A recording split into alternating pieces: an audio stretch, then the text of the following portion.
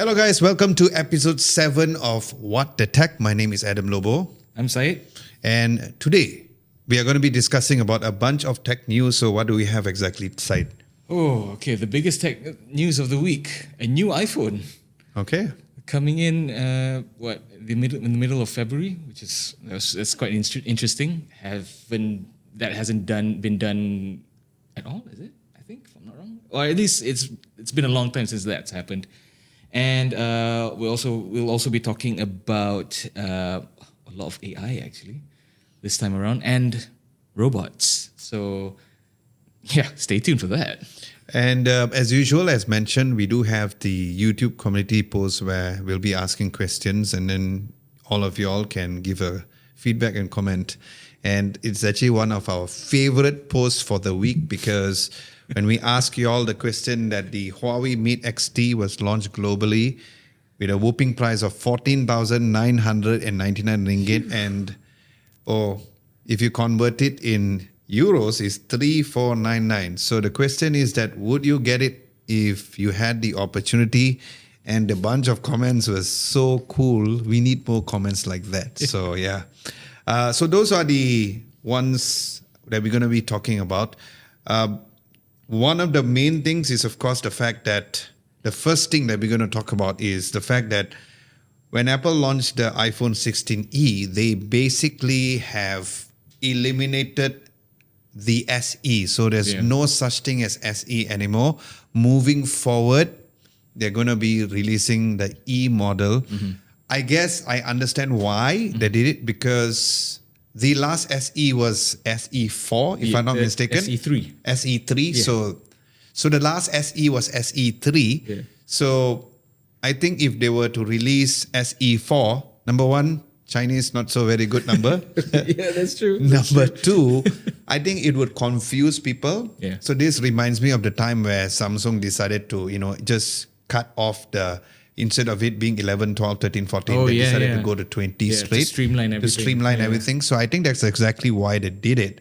So basically, there's no such thing as SE moving forward.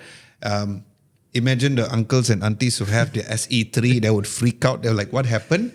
But a very surprising release. Yeah. Last week when I had this conversation with Lehut, telling him about, how it's going to be something brand new. Mm-hmm. So the surprise was that all of us were surprised because that was the only release. Yeah. From a reporting perspective, I'm glad it's just one release, because that's true.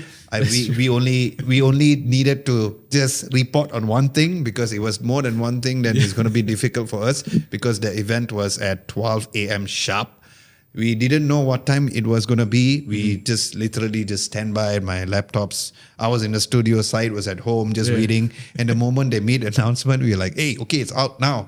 So yeah. But from a tech fan perspective, I was a little sad, because I was expecting something new. Yeah. Because Mr. Tim Cook said that, welcome.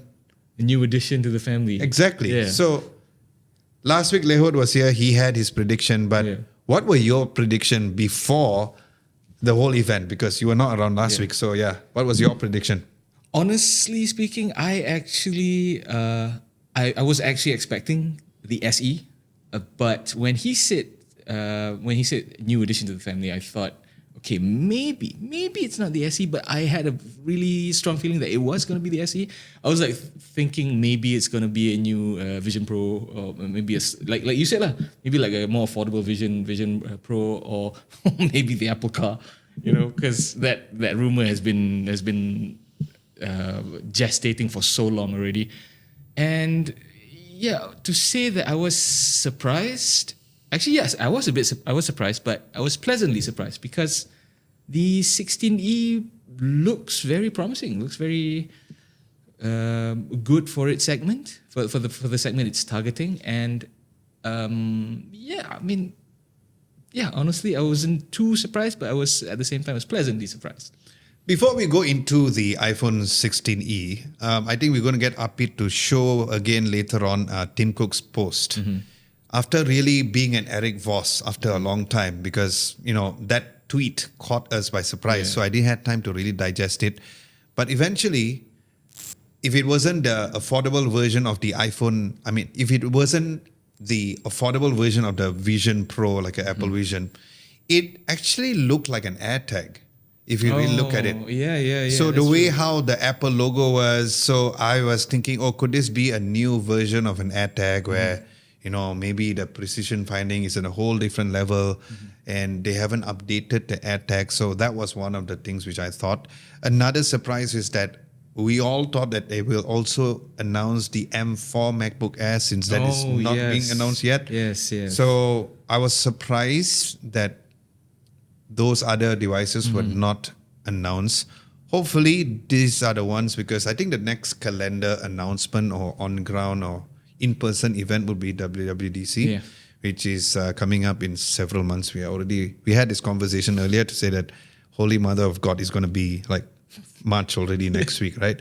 So now going into the device itself, what is it that you like about the iPhone 16e first and foremost, and followed by what you wish that the iPhone 16e had, which is not on the iPhone 16e. Oh wait. Okay. Honestly, what I really like about the 16e is pretty much what I like with the SE series as a whole, because it's affordable package with like very close to flagship specs.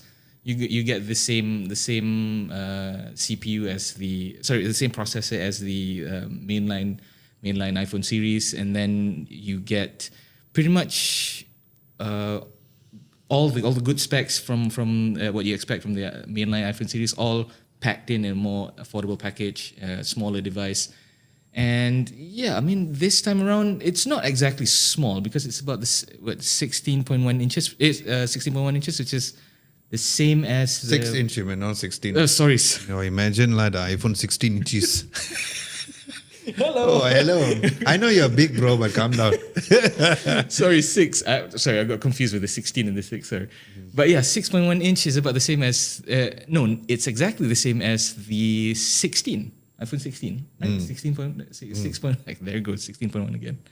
But yeah, 6.1 inches OLED screen, the same as the iPhone 16. And yeah, it's a pretty impressive device, honestly. What do you think of speaking of the screen, they included a notch. So this is very reminiscent of the iPhone 14. So what are your thoughts about that? Do you think that if they went with a similar display with a dynamic island, that would increase the price overall? Or why do you think it would definitely increase the price. That's not really a foregone conclusion. But yeah, but it would definitely...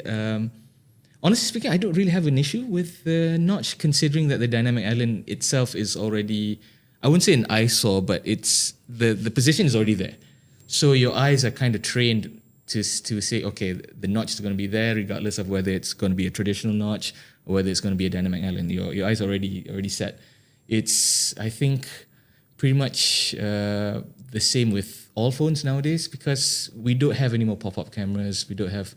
And I'm not a huge fan of the embedded cameras, because it always looks like you're taking a picture in a smoky room. Yeah. You know, like when you go to like all these dingy bars and whatnot and try to take pictures. How do you know you've been in a dingy bus? Huh? Maybe. Let's leave it at that. Oh my God. Okay. All right. What is it that you wished that the iPhone 16e had, which is not available in the iPhone 16e, or you feel like whatever was the compromise, you're like, yeah, cool. Yeah, there was some compromises. I think the biggest compromise is MagSafe. For me, MagSafe is one of the best iPhone innovations. Apple innovations to come to iPhones in recent times. Personally, for me, because I feel that it's so convenient. Because then you don't have to get like a specific case for you to just attach stuff, you know. And even though it's kind of like how the S25 Ultra's S Pen, you know, no Bluetooth and whatnot, I feel that on paper it's gonna be a miss. People are gonna miss it, but at the same time you could buy cases, and sometimes these cases are not even expensive. You know, you can go on Shopee and get like a MagSafe case for like 20 ringgit, those kind of things. So I mean, it's not a huge loss, but I do feel that maybe they should have included it. Okay. Is that it? What else? No, actually, I do feel that the price should be a bit lower. So you feel like it should be like what, 2,500 ringgit? Yeah, if they do that, it's like 2,499 or 2,599. Yeah. They would kill the market. Literally, I agree with you. Like people will clamor for it because it's an iPhone. Regardless of how you personally feel about iPhones, they are the cream of the crop. And like people say, oh, like now the topic is on Apple Intelligence, how it compares with Galaxy AI and all the AI Razor thing. Yeah, true. Samsung does it better, but when people think of smartphones, they don't immediately think of Samsung. Like it or not, as much as an Android fanboy I am and a Samsung fan I am. When people say smartphones, people always think Apple. People always think iPhone. So the iPhone SE, I think, is a little bit overpriced at 2,999 at 3K. I think that if they price it slightly lower, even at 2,799, I think people it will just literally explode. Well, not literally explode, but it will it will explode in the market. Okay. For me, I think there are 3 areas. The third one has to go based on the price, which is not a huge problem. But my number one complaint was exactly what you said. I cannot live without MagSafe, number one. Yeah. I was shocked only when I did a comparison. You know how Apple's website has that comparison thing? Yeah. Only I realized, oh, there's no MagSafe. I know there's wireless charging that was presented during the event, but they didn't specifically say there's no MagSafe. I live like with MagSafe, and I don't like to use a phone with a case. So I'm not going to go out there and buy a Shopee case and stuff like that to protect a freaking expensive phone, right? But I like just using the phone without the case. Oppo is doing similar to create that MagSafe like wireless charging. They call it the magnetic wireless charging, but it sucks. They try to do as cool as how or as like strong as Apple does it. It sucks to a point where I just don't even bother. Even the brand new Oppo Find N5 has wireless MagSafe. It is cool, but can ask up it. When you try to put it, it's like pop, it falls down. Really? I don't know why they're not strengthening it. I don't know why, whether or not is this an issue with patent. The fact that Apple call it MagSafe and you cannot do the same technology. But that was the same when the iPhone had touch features, right? Then others did it, and then Apple tried to sue them and stuff like that. But yeah, MagSafe was so important for me. The fact that I just sit in the car, take my phone and just put it, and now it's not there. I'm gonna do it when I review the SE when we buy it. I'm gonna sit down there, poop, it's gonna fall down. So I need to mentally prepare that I'm going to be using an iPhone without a MagSafe. Yeah. So that would be one of my biggest gripes. I just feel like if we had that would be great because I love MagSafe and I cannot live without it. Second one is the ultra wideband chip. Okay. It's not so much about making crazy calls because now Apple has the new C1 modem. Yeah. It's precision finding. So in case you all did not know what precision finding is that you can use the phone to have features like, speaking of the AirTag earlier, precision finding on the AirTag is only for that similar kind of chip. So not having precision finding is also a bit bummer for me, especially with the fact that I travel a lot. Now, of course, I would use the iPhone 16 Pro Max, the 17 Pro Max, the 18 Pro Max, but if there's someone who's going to buy the iPhone 16e as their main device, this is something also worth considering. As for the price, I'm on the fence a little on here. Interestingly enough, earlier I got a phone call and it was like a regular, like an office number. Okay. I was so close. I was this close to not picking up the phone because I thought it was some kind of scam. Yeah. I answered the phone. I kept quiet first. And then I had this voice, hey, Adam, don't put down. It was Hanif, meaning Ian and Hanif from Fly FM. Oh, okay. So they wanted to know what my opinion was on the iPhone 16e. So I was like, okay, bro, I'm going to save this number. So next time I won't reject the call. So yes, thankfully Hanif, he knows me. He went like, hey, madam, don't put down. So yeah, he asked me the same question about, he talked about the iPhone SE, what is the things that, people can expect from the phone. But before I put down the phone, he did ask, hey bro, what is the right amount of money to spend on a phone? Fantastic question. That could probably be our next community question next week. So note that down if you need to. I felt the 3,000 mark is the way to go because I felt like for an iPhone's perspective, that is I would say the right price to pay. There will be certain compromises, not having the MagSafe, just having one camera, although it is technically two with a whole telephoto, zoom in within the high megapixel count of 48 megapixels. I think the price is fair, but you are right, because if it were to go down like 2,799, that's a nice sweet spot. I think 2,500 ringgit or 2,499 would be extremely generous. I don't think that will ever happen, but yeah, 2,799 would be in a very good sweet spot. And for those of you who are listening and watching, this is our humble opinion, and the whole team can really attest to this. If you want to buy a smartphone that can last you for 4 or 5 years, I think looking at something within the range of 2,799 to 3,000 ringgit would be a great offer for you all to actually make a purchase about. Because when you go with a budget smartphone, some people come up to me and ask me, 1,000 ringgit, what phone should I get? I said, you know what? Top it up. Top it up to at least 2,000 ringgit.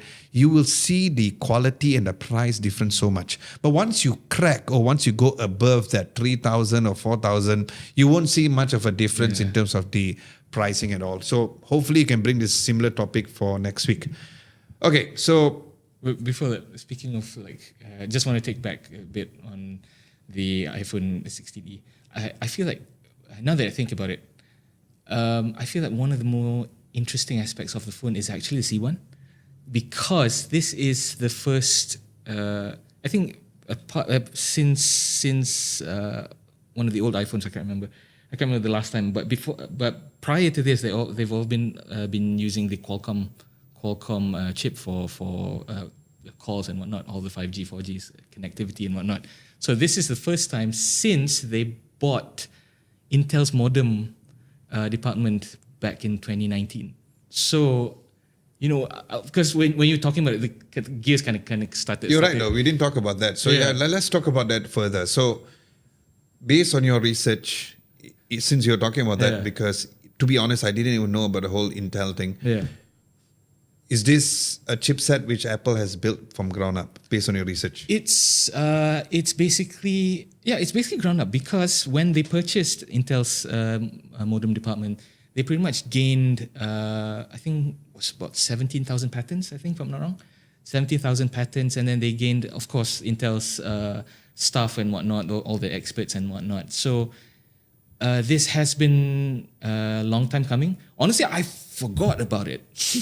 I didn't even know about it, so thanks for telling everybody about it. I forgot about it. So when I was doing more research for the podcast, and also I came across it, and I was like, oh yeah, because if I remember correctly, I wrote about it back then in one of my the old media publications I worked with, if I remember correctly, because there's like a certain level of recognition, and I was like, oh yeah, I forgot about this. I'm glad that it made it from ground up. I think this is another Apple chipset situation. Like, for example, the M series has come in like in this crazy wiping everybody off. And compared to like Google's Tensor chipset, for example, that is like, I pinjam Samsung, can you give me some parts and stuff that. So I think having that from a ground up is good. I only heard one rumor, and this was from John Prosser, and he was talking about how Apple's going to be integrating a brand new modem for 5G and all. I mean, I love John Prosser. He's a funny guy. I met him, and I didn't think that it was going to be true. And it is a very good way to show how serious that Apple is not only looking to typically come up with best cameras and stuff, because ideally, a smartphone is as good as whether or not you can connect to signal. Yeah. Right. So I think the Apple C1 modem is an underrated feature if we have to put it that way. It's it's underrated, and then also this could cause a ripple effect, because if, let's say, the C1 is the performance of the C1 is great on the 16E, you mean like no major complaints or call drops or whatever, because if it's really great, that means Apple can completely cut off Qualcomm. That's interesting. Yeah, and when Apple completely cuts off Qualcomm, that is a huge revenue stream cut off for Qualcomm, and that could again cause ripple effects. I mean, sure, okay, other smartphone brands still purchase Qualcomm chips, either their SoCs or their modems and whatnot. But again, this is Apple. This is iPhone. One of the top selling phones in the world. Exactly, and it could easily topple any other Chinese brands, Japanese brands, Korean brands, whatever. So, Qualcomm, I wouldn't want to be in Qualcomm's shoes right now. So before we close the topic about the iPhone 16 or the iPhone SE lineup, there's an article which you talked about how the iPhone SE was the top search trending by Gen Zs prior to the iPhone 16e launch. So talk about that. I think the reason why that happened. Okay, so basically the iPhone SE was the top search, top trending search in not just Malaysia but in our region, the whole region, and this and Malaysia actually is the top country in the world. So this is based on search on where? Google or which platform? It's a Google search. This is the data, the survey is basically done by Carousel, of all people. Okay, so that means this search is on Carousel search or? It's on Carousel search. Yeah, sorry, not Google, but it's on Carousel. It's on Carousel search, and there's a huge spike in the 18 to 24-year-old demographic in terms of iPhone SE. I mean, I understand why, because it's an iPhone, and the iPhone SE is the cheapest iPhone you can get at the moment. So yeah, I mean that's quite interesting. I mean the 18 to 24 age demographic actually topples over the other demographics, like 25-year-olds to 32-year-old, which is just quite interesting. I mean, where do these people get the money, man? That's a good point. Yeah, so I guess maybe the fact that it's on Carousel is people are looking for second-hand iPhones. I don't know what is the current price for the second-hand iPhone SE, but probably people are looking at that because it is even more higher value in money compared to buying an iPhone 15 or even an iPhone 16 second-hand. And then I'm the kind of person who always go on Carousel and buy second-hand lenses. All of the lenses here are all from Carousel. Carousel, not sponsored, but you can approach Saeed and I for being sponsored. Yes, but yeah, I think it's interesting. I think I also got an email. I didn't really look into that. I'm glad that you talked about that because it shows that, these are the top trending search. We always get this kind of report from Google. Yeah. It's interesting that we get this similar search from a site like Carousel, exactly. who is not your Lazadas and the Shoppees of the world who sells brand new products, is secondhand. So at least people who have an SE which is sitting in your drawer, not us, you can actually sell those, because we use all of our devices until we kaput. So it's not kaput, it's good. Okay, what do we have next? So apparently you mentioned it's a very interesting collaboration between two very big brands, which we talked about earlier, to create something very interesting. So go into that. Actually, it's not collaboration. Actually, both Apple and Meta are creating their own AI-powered humanoid robots. So they're approaching it actually from different ends of the spectrum. So Apple is more, you know how Apple is. Apple is very closed off, very very personal, and so basically the way they're doing it is they're creating AI robots so that they can use it just like any other Apple devices, where it's part of the ecosystem and whatnot. I mean, okay, all these are not confirmed, but this is what I saw, this is what I read, this is what from the research I got. So we might have to take this with a pinch of salt because AI powered humanoid robots are that's straight out of sci-fi. So and the potential repercussions of having AI powered humanoid robots. I don't know. I mean, it's interesting, but at the same time, I've watched enough sci-fi movies to know that maybe this might not be a good idea. Yeah. Okay. But yeah, coming back to on both approaches by the two companies.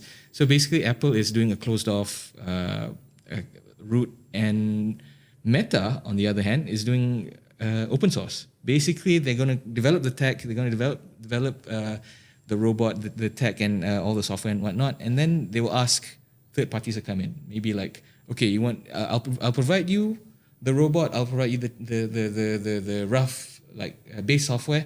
You come in, maybe the Samsungs or Motorola. I don't know. Maybe because sometimes Motorola comes up with really weird stuff. So yeah, other companies, maybe Chinese companies would come in, but I think Chinese companies would do their own most of the time. But yeah, I mean, if Chinese companies do come in, that's a lot of money there. So yeah, I'm quite interested to see where this goes, honestly, because yeah. What about you? What do you think? I don't think, I mean, this is rumors and it's not confirmed. I don't think Apple will do that anytime soon because I think the last time they came up with something totally different and wow, was the Apple Vision Pro, just to show what they can do. But I think at this point in time, I'm not working for Apple, neither do I know anybody from them very close enough to know this information. Even if I'm close, they will never share this information. But I think if I had to guess what Apple is up to is to really improve Apple Intelligence, knowing the fact that they still have some sort of a collaboration together with ChatGPT instead of doing everything on their own. I think that itself shows that they are not fully ready when it comes to Apple Intelligence. I have been experimenting a bit more on the writing tools. Okay. I think it's definitely better than ChatGPT. I've seen what they've done. And because it's directly on the keyboard, similar like Galaxy AI. So yeah, that's a whole different topic. But I feel like if Apple were to venture into something like this, they probably are, but I don't think it's going to be anytime soon. However, Meta, on the other hand, it does sound like what Zuck likes to do. Yeah. Create something, open source developer. Hey, come lah. You got to win. Yeah.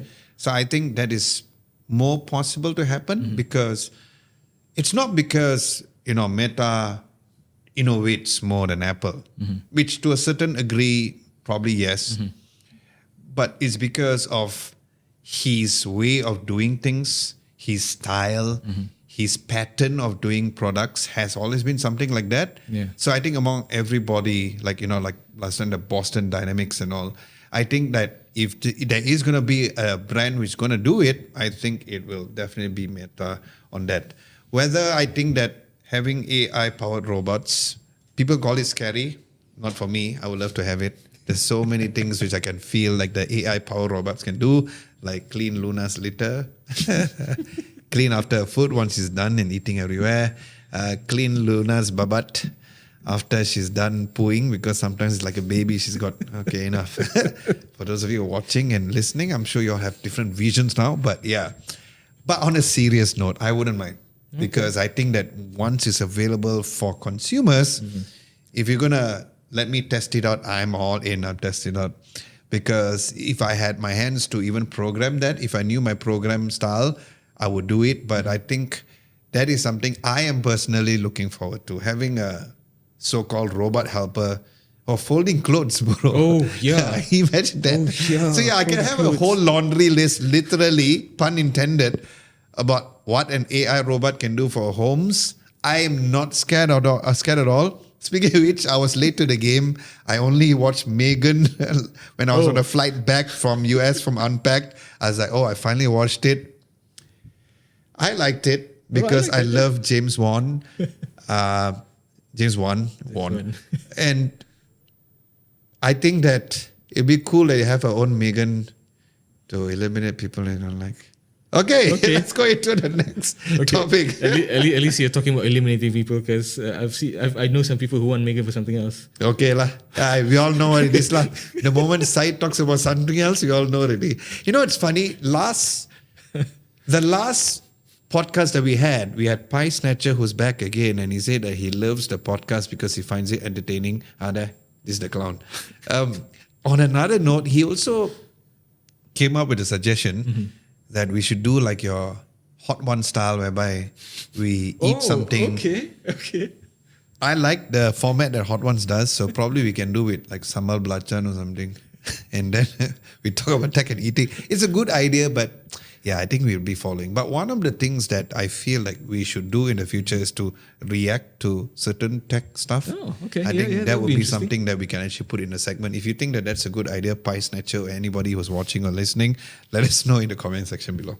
Okay, the two more topics that we have over here. Another one is also in relation to AI, which you're going to talk about. So let's start off with that, and then I will go into the community question. Okay. So Xbox just announced that they're using an AI model called Muse AI to basically help them in game creation, and not just like help with additional dialogue and whatnot, even game creation itself, like where should the character go and whatnot. So it got me thinking, like, okay, now, I mean, when we talk about AI, we talk more like how it affects our phones and whatnot, and nobody really talks about how it affects gaming. So now that it's already entered like the gaming space, it's already starting to enter like the gaming space and whatnot. I was thinking, damn, AI is everywhere. It's really encroaching. I mean, okay, it's the fact that it's encroaching like the whole of society. I don't necessarily have a problem with that, because I find AI very useful, especially with work, or like menial tasks. Like I can't tell you how many times I actually ask Gemini or ChatGPT, can you tell me where I can go out to eat? I live in Klanajaya, PJ. Please list out. KJ represent. Okay. Please list out the good restaurants that won't burn a hole in my wallet. So yeah, it just got me thinking, like, AI is definitely everywhere, and it's not going to go away anytime soon. You actually do that. That's interesting. Yeah. Like, you actually ask Gemini. Yeah, I do. Like, I find that people who ask that would be like, bro, can you do your own research? Number one. Number two, maybe because I can eat the same thing every single day, so I'm fine. But I didn't know you do that. So you actually ask Gemini or ChatGPT where you can eat in Klanajaya. But you've been living here, you're born and raised here. Not in Klanajaya. I mean, like Klanajaya. Actually, there's this one place called Humble Food Company, I think. Oh, yeah. Yeah, near Sri My Klanajaya. wife will know lah. Yeah, Not so me. I didn't know about it until I Gemini was like listing out some of the places, and I was like, Humble Food Company? What's this? And then I was like, oh, okay, it's right next to the clinic. I always go. I never noticed it. Yeah. It's always been there, and it's been there for years apparently. It's quite interesting because sometimes the basic ones is something that we don't use. I don't personally use that, but it's interesting that you use. Going back into this particular Muse AI, I mean, we talk about AI being in games, but wasn't AI already in games? Like, for example, you're playing Street Fighter. Yeah. You're using Ryu, fighting against Akuma, although I'm an Akuma fan. Isn't that AI already? What? What's the difference between whatever is already available last time? Like I said, you play Mortal Kombat, you play Street Fighter, you're fighting against a computer. The computer is the AI. Yeah. So how crazy it could be? Is it like we are talking about someone who's playing on behalf of you to strengthen? So like Lihud, he plays Forza Horizon. Oh, okay. So he has that one where, like sometimes he goes on auto, like he press the space bar, stuff like that, just for the sake of getting the runs and the miles, right? So is that what we're talking about, where AI is using your account to play? No, for that, it's like that one it's more in-game AI. But this one, because AI itself is helping to create the game. Oh. Yeah, so that one is because that one has always been human based. Like people will decide where to go. But this time, if you use an AI, okay, let's say make an RPG and whatnot, that opens so many doors. like, So you can create. So it's like this. It's like a prompt to create a game. Pretty much. Bro, So that's Silla side's hid. Inside joke. I think everybody who has been watching this podcast knows already what is in our heads. So it's an AI to build a game from scratch. Yep. Wow. That is interesting, and that is the one that got me thinking, because games are, very tied to human interaction. From the creation, from the point of creation to the point where people's playing, it's all about how you interact with the game. So If you had a chance, don't mean to interrupt. no problem. What is, like, if you had this tool with you in front of you, what game would you create with AI? Be honest. What type of game and what are the prompts? You've been using Gemini and ChatGPT daily like me. So what is the best prompt would you prompt in order for you to create not the ultimate game, but in order for you to create the game? Okay, so number one would be Top Gigolo. Okay, I don't know. Just kidding. No, not that. No. But for There me, you go. I didn't say it. He said it. but for me, I'm an RPG guy. So if I were to be a video game creator, I would try to make an RPG that's based in Malaysian history.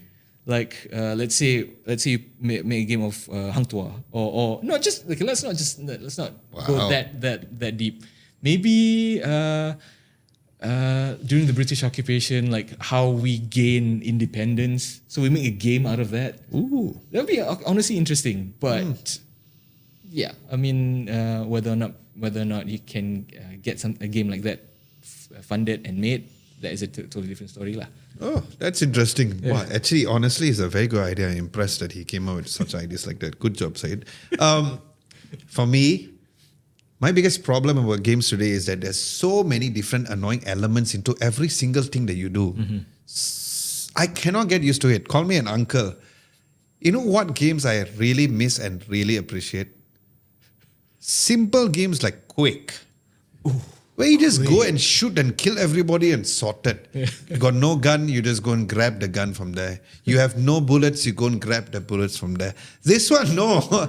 They will have this corner here, you go that corner. And then after that, like you have this kind of level of things. You need to improve this, improve that. Can you just go back to something simple? So if I were to create, I will say, please create a similar game like Quake, but probably like what you said, let it be in a place in Malaysia, for example, like at the top of KL Tower, for example. So yeah, just to have that local element. I don't know whether you know this game, but my younger brothers and I used to play this like when we were so much younger. There's this game called Heroes by Might and Magic. Okay. It is this strategy kind of game. Yeah. And it was so cool because you build your castle and all, and then you just go and explore around a map, and then you just kill people. It was so easy. It was so easy, but right now it's not that easy because... And then even God of War. Do you know how many times I tried to play the latest God of War with the son and I stopped halfway, meaning like, I wish the 1, 2, and 3, you get what I mean? Where you just go in and turn, just whack everybody and they have this, and then you eventually go and meet some woman and then you do it to get some extra energy. But yeah, I just miss those kind of games. So I would say that, create a game similar like God of War and then please make it not complicated. Yeah. That is the problem. Why I don't play games anymore. So yeah, if I had to create an AI game, I would prompt that exact thing. Honestly, I get that. Sometimes you just want to just jump in, play, and then turn off. That's it. Yeah. And you don't have time for like... games now, people like the challenge. Like, Oh, I don't like the challenge, Yeah, man. I play games to let go, not to stress even more. I used to play a lot. I used to play those games a lot back then, but now with work and life and whatnot, I can't do it. Call me a sissy, whatever. I'll just play Pokemon all day. You know? So yeah, I think Said has mentioned what is his feedback on what is the AI game he would create, or a game he would create with AI. Mine would be that. So if you want to participate in this conversation, let us know in the comment section below on what kind of game you would create if you have AI to just produce that. How Object far Below, please. away are we from this? Or is this still like a beginning stage, or is this like a rumor? No, it's definitely not a rumor. This was announced both by Microsoft and Xbox. So I think it's still in the early stages, but we'll definitely see it maybe sometime in the near future. Okay. Yeah. Nice.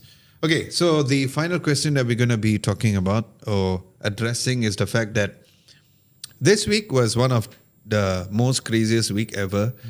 2 days ago, I had 2 hours of sleep because of the amount of announcements that we had. So besides the Apple announcements, there were 2 on-ground events. One was the Huawei global launch for the Huawei XT. There was the MatePad Pro 13.2-inch, the Huawei Band 10, which was quite interesting because they didn't have that in the hands-on area, and also the Huawei Free Arc. Now, Huawei was not the first one who came up with a similar earbuds. We haven't got our hands-on that on a review unit, but I had my hands on that. Very impressive indeed. Free Arc is what? Free Arc, like it's like open ear, something like. Okay. Remember how Anchor had it? And Yeah. It's not bone conduction. It's more directional kind of thing. A lot of people did it. Like Anchor did it a lot. I remember. Edifier also did. Edifier also did it as well. But the main highlight was, of course, the fact that the Mate XT, the price is finally announced. Oh, yeah. Before we talk about the price, I think we all need to remember that 5 years ago, we never even heard what is a foldable phone. Yeah, exactly. 5 years ago. Yeah. That is not too far. It sounds far, but yeah, 5 years ago, like, no such thing. We have come to a point where we have trifolds now. Yeah, that is We've crazy. spoken so many times about the great potential of trifold, but we need to remember and absorb the fact that trifolds are not only available, but it's available for everyone. Yeah. And knowing the fact that you can just go, if you are watching or listening to this in Malaysia, you can just go to Pavilion KL Mall. You don't have to pay a single cent. You literally go into the mall, you just line up for a queue, they explain to you everything, and then here you go, play with it. It's mind-blowing. How is that even possible? But of course, with such technology, it comes with such a very interesting price, right? Very interesting. So the official price of the Huawei Mate XT is 14,999 ringgit or 3,499 euros. It's interesting because the local launch in Malaysia, they showed the euro price, but they didn't show Malaysian price. Okay, whatever, bro. they didn't show the Malaysian They didn't. I was there and they went like, oh, euro price. I said, oh, where's the Malaysian price? Didn't come out. So we got press release, like how we got it. So the question that we asked in our community post about whether or not you would get it. So we had Marcus TZB. This is our favorite. He said at the same price, you can get a Lenovo Legion laptop, 6,500 ringgit, PS5 Pro, 4,000 ringgit, Switch 2, 3,000 ringgit, a full HD TV at 1,500 ringgit. Top-notch answer. I really respect your answer. I love that. Another one is that the Samsung Z Fold is already pricey enough. Now with 3 folds, but over 10K, you can pay a car down payment or a house down payment already. 14,000 can do a lot of things with that. That's true. He's right. But at the same time, people buy the Samsung Z Fold. You can use that money to put a down payment for a bike. What? Yeah. So I understand where Fi is coming with this, but I feel like, the idea that Marcus just literally put that into perspective is quite mind-blowing. But I get where you come from with this Fi. So Said, start with you first. What is your thoughts about the 14,999 price in Malaysia or 3,499 pounds. I'm asking the question very long for you to have time to think. And if you would buy it, Okay, 15K lah, to simplify things. The phone is 15K. Honestly speaking, I don't feel the price is 100% fair, but I do understand why it's that high, considering that it's the only trifold phone ever in the world. It's the first trifold phone in the world ever, and it is pretty much groundbreaking tech at this point in time, because, like I said, nobody's done it. Nobody has it. Everyone has a normal phone. Oh wow! Now people I can actually say normal phone. Like you said 5 years ago, no one's heard of a foldable. But yeah, it is steep, but it is steep for a reason. And the reasons are basically what I just said lah. It's the first one. It's groundbreaking, whatever. And if I had the opportunity, if I had the resources to do so, and I really want to play with new tech, yeah, I would get it, honestly, because there's nothing like it. And if I get it, I'll be like one of the first few in the world to have it. Not that I care so much about being the first in anything, but because I like to play with new tech, and if I have the money, of course I get it, because then I'll be playing like playing folding all the time, and I would get it if I had the money lah. for me, I think you have to ask me in the different times of my life. I think right now, since we are blessed with opportunities to try different tech in the world, and also being a business owner, every single purchase that you make, you need to think 4 or 5 times. Just got married, think 4 or 5 times. If you have a kid like Apit, you have to think 5 million times before you buy anything. So at this point in time, I would say I wouldn't buy it. And one of the compelling reasons on why I wouldn't buy it is similar like why I didn't buy Samsung's Z Fold first generation. Because although I don't see any issues with this current Mate XT, but I've always been a person who would go out and get the second generation because we might see something even more crazier. Yeah. But because of such price point on what you can do, like what our friend here, Marcus, has clearly said, for me, 15,000 ringgit, I want to go for holiday. That is because I need a holiday. So it all comes down to whether or not would you buy with that sort of a price and which area in life that you want. Like Lihud and I was talking about last year, like those ballers who buys phones every day. Maybe they will just get it for the sake of whether it is very usable daily. We used it for a week. It was in the studio here for a week. I believe, yes, you can use it. But with that sort of a price, is that worth it to buy, to use it daily when you can already survive with even a foldable phone? So yeah, that's my answer. I know it sounds confusing, but I think in a nutshell, I wouldn't get it. But I get why you would get it, because it is something whereby you can flex, right? Yeah. Number one. Number two, you can literally unflex it from a small regular phone to unfold it.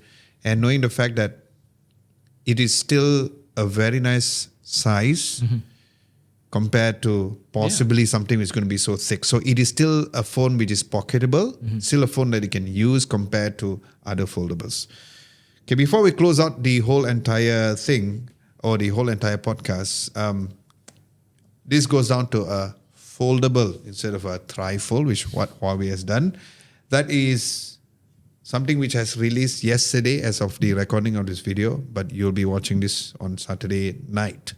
The Oppo Find N5, which is the thinnest foldable in the world. We still do have it here in the studio before we give back the review unit. But before that, what are your thoughts on the Oppo Find N5? Oh, I really like it, honestly. I was just holding it, comparing with the Z Fold yesterday, and the N5 really feels more comfortable than the Z Fold, honestly. Z Fold, it's a pretty phone. It checks pretty much all the boxes, but at the same time, it looks very. It's nice, but at the same time, it's just that. It's nothing like that kind of thing, you know.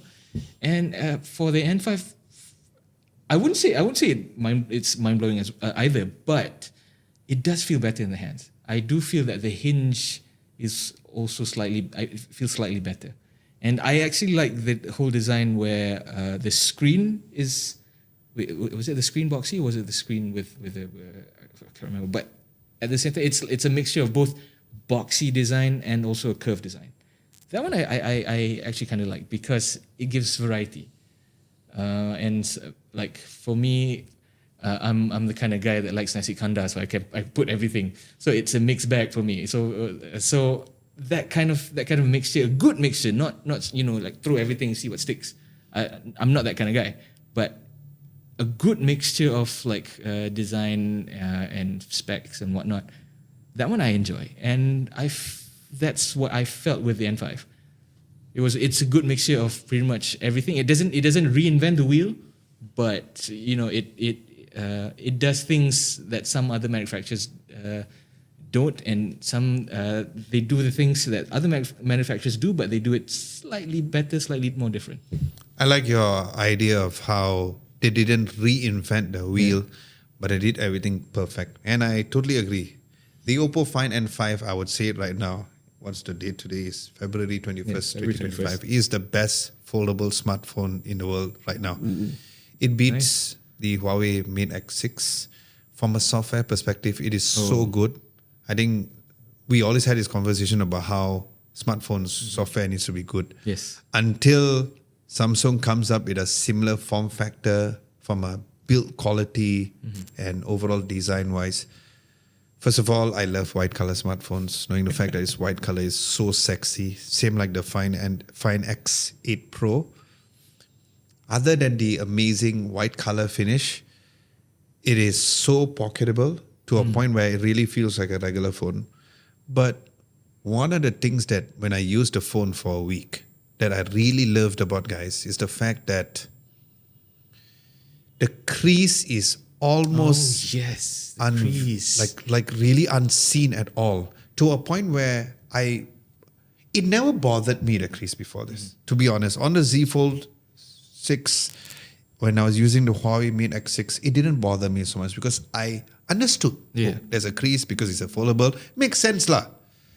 But when you use the Oppo Find N5, you'll be like, oh, so it is possible. It is possible to have such a minimal, like you cannot see the crease at all. And the brightness, the cameras, the Hasselblad one. So to be fair, when both Lee Hood and Apit went to take pictures, I didn't like the pictures because of the fact that it was very gloomy. But that showed that even with a gloomy, non-blue sky, the pictures still turned out great. The macro shots were good, still cannot beat Vivo's one, but it was good. Overall, it is a phone that I would put my SIM card and use it every single day. Oh, okay, that's good. If I had one foldable that I said that I could switch to, is that. And I'm a Mac user for 23 years right now. And knowing the fact that you can talk directly with the Mac, use your finger to control it like a trackpad, that is something even Apple did not do with their devices. I don't know how they're managing to do this stuff, because how is it that Oppo is doing better integration for Apple devices more than what Apple is doing right now? That for me is really mind-blowing. Again, when I went for the Oppo Find X8 Pro's launch or the series launch, my main hook to people is Oppo and Apple being friends? We do not know. But then again, if they need to implement something like that, there has to be some sort of a connection here, because like what you said, Apple products are not open source. Yeah. So how is this even possible? You know what? I don't want to know. I just want to make sure that whatever Oppo is doing, just make sure that it works seamlessly, which it did. Like me and Uma, when we tried the whole Mac thing, and when we came back to the studio, because it was before launch, so we had a pre-launch software, where not everything worked as how it was supposed to be. But when Uma and I tested it out in our first impressions experience area, everything works so seamless. Transferring file was super fast as well, based on our video as you saw it. The trackpad one was a hit or miss, but then again, that was pre-released software. So the Oppo Find N5, take it straight from me, is the best foldable out right now. Ooh, big claim. So it is. Thanks, buddy. It is. And it all comes down to if any other foldable smartphone brands can beat that. Maybe this will open doors. Maybe this will open doors for other manufacturers to say, oh, okay, since Oppo did it, then it's possible. Yeah, it's possible. I think once they do it, it's possible. I just feel that Oppo should not oversell the fact that it's very thin, is very thin. That was the marketing gambit. Again, not as bad as Honor. Y'all know how much I love Honor, right? But yeah, I think they should market their ColorOS 15 a little more because that is the main differentiating factor between an Android device and also an iOS. Yes, that's true. Because remember that it's the simplicity of things and the way Oppo has really tweaked ColorOS. I used to not be a fan of ColorOS. I find it annoying. I still think that the ads should be eliminated and all the bloatwares, but overall, they're moving towards a good direction, which is good for all of us consumers as well. Okay, as for video releases, that is what we just released. Next week, we have more camera-based reviews. I plan to do together with the team an in-depth review of in-depth camera review of the Samsung Galaxy S25 Ultra, because in our review, I didn't really go deep into that part, so I plan to do that. We have hands on the Marshall, the Marshall speakers and earphones, and the earphones as well. Very interesting because there are certain things which is good and not so good. What is the exact model? I'm not going to tell now. You have to stay tuned and subscribe to that if you haven't done so. Also, at the end of the week, which is next week, I don't know what time's my flight again. So I might be already heading to MWC. MWC is Mobile World Congress, for those of you who are not that familiar, whereby you have a bunch of items there and a bunch of smartphones, which I'm also looking forward for that, especially for the rumored Xiaomi 15 series. Yeah. So I'm actually very excited for that. So yes, I guess that is the conclusion for today's podcast, What the Tech. It is quite long. We're getting longer weekly. Hopefully it doesn't give extra headache for our upbeat behind the camera.